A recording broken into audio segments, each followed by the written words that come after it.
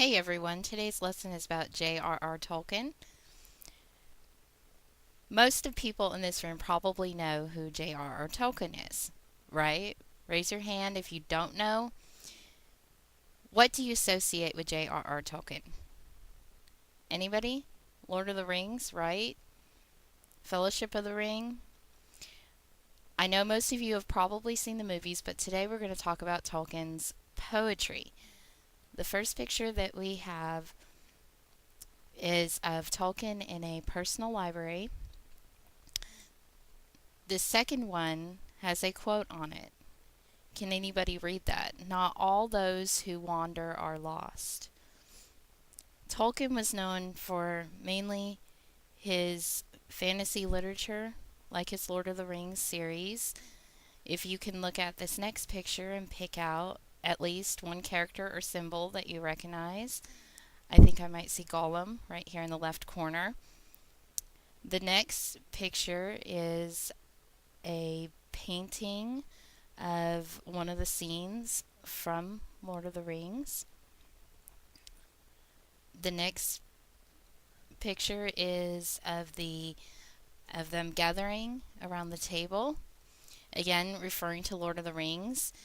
Even his poetry somehow seem to link in or connect. One of the poems that we're going to be looking at today, called One Ring, you can see that. The last picture you see, very pretty also, Lord of the Rings.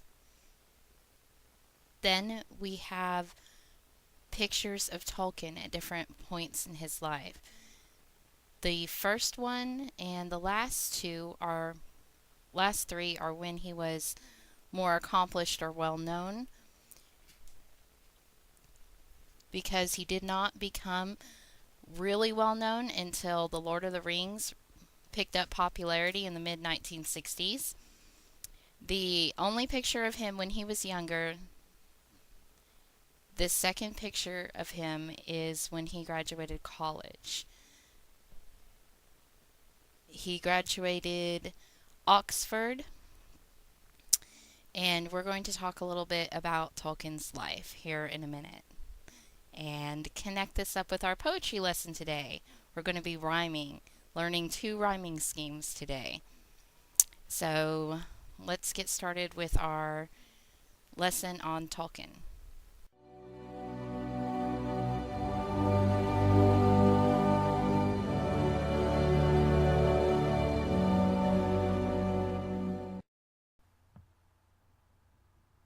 Hi class, and welcome to Fireside Chats by Ms. Cortez. We are continuing our discussion of Tolkien today, his life and his poetry. When most of y'all think of Tolkien, you probably think of Lord of the Rings. We've already gone over that a little bit. I'm impressed that some of y'all have read the books as well as seen the movies.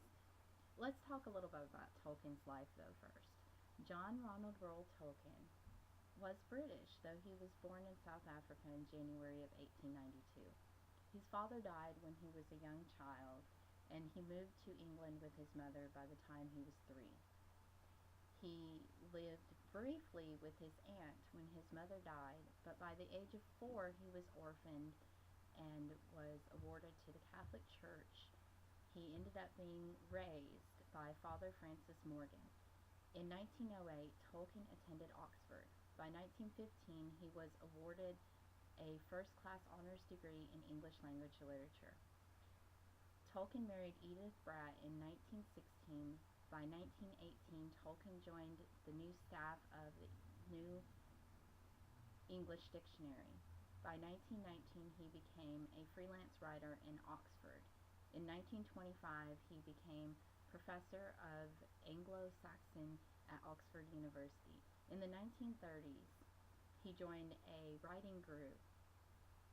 He formed a writing group called the Inklings with fellow writers like C.S. Lewis, which I'm sure y'all are aware of who C.S. Lewis is, The Lion, Witch, and the Wardrobe. They got together and discussed ideas and shared their fiction and other works such as poetry.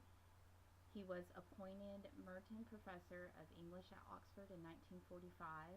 In the mid-1960s, the American paperback editions of The Lord of the Rings became popular enough to have a loyal fan base. This is where most of us know him from, is his popularity from The Lord of the Rings. After the death of his wife in 1971, Tolkien returned to Oxford. Tolkien died September 2nd, 1973. Now that we've gone over his life a little bit, let's look at the first poem. This is called All That Is Gold Does Not Glitter. It has a rhyming pattern of A, B, A, B, C, D, C, D. You'll see what I mean in a minute. Let's go through the poem first. All that is gold does not glitter. Not all those who wander are lost. The old that is strong does not wither.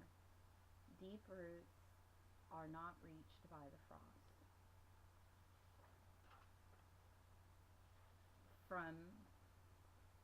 From the ashes a fire shall be woken. A light from the shadows shall spring. Renewed shall be blade that was broken. The crownless again shall be the king. Now, in looking at this rhyming pattern, what you notice is the last word of every other line rhymes. So, let's take the first 4 lines. Glitter rhymes with wither. Lost rhymes with frost. Let's take the last 4 lines. Woken rhymes with broken. Spring rhymes with king. So the last word of every other line rhymes. The last word of the first line rhymes with the last word of the third line. The last word of the second line rhymes with the last word of the fourth line. Glitter, wither, lost, frost.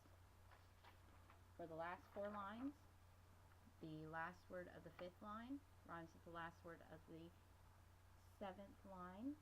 The last word of the 6th line rhymes with the last word of the 8th line. So we have woken, broken, spring, king. Now let's look at a different poem. This is, by the way, what the rhyming scheme will look like. A, B, A, B, C, D, C, D. Remember, the last word of every line, every other line, rhymes. Now let's look at One Ring. This poem is a little bit different. Let's see if y'all can catch where this poem is different. Let's read through it to begin with. 1 ring, 3 rings for the elven kings under the sky. 7 for the dwarf lords in their halls of stone. 9 for mortal men doomed to die. 1 for the dark lord on his dark throne. Now if we look at these first 4 lines, it'll look like the last poem to us, because the last word of the first line rhymes with the last word of the third line, sky and die. The last word of the second line rhymes with the last word of the fourth line, stone, throne. This is where this poem changes a little bit. It's lines 5 through 8, the last part of the poem. Okay? Instead of it being every other line rhyming, we have a rhyming couplet in the middle here. It's called a rhyming couplet because the last word of this line rhymes with the last word of this line. So, we have C, D, D, C. The last word of the 5th line rhymes with the last word of the 8th line. So we have lie and lie. The last word of the 6th line rhymes with the last word of the 7th line. Them, them. So when we put it all together, we have for the first 4 lines, every other word still rhymes. Sky, die, stone, throne. But for the last 4 lines, we have this first line rhyming with the second line, lie, lie. And then we have these 2 lines in the middle that rhyme, them and them. Our rhyming scheme for this one is AB, AB, CD, DC. Sky rhymes with die, stone rhymes with throne, lie rhymes with lie, them rhymes with them. It looks almost exactly except for those first four lines, those last four lines. I'm going to have y'all write your own poems now using one of those poetry schemes. So y'all get into your small groups and you can come up with anything. It can be about anyone, any time, any place, any event. Let's just keep it clean and fun. And remember, you have to follow the rhyming scheme, okay? You have to follow a rhyming scheme of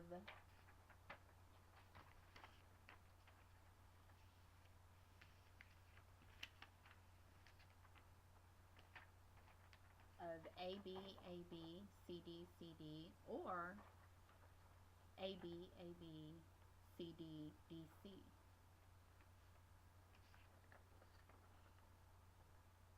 Let me show you an example of a poem I just wrote, so y'all understand how simple this can be.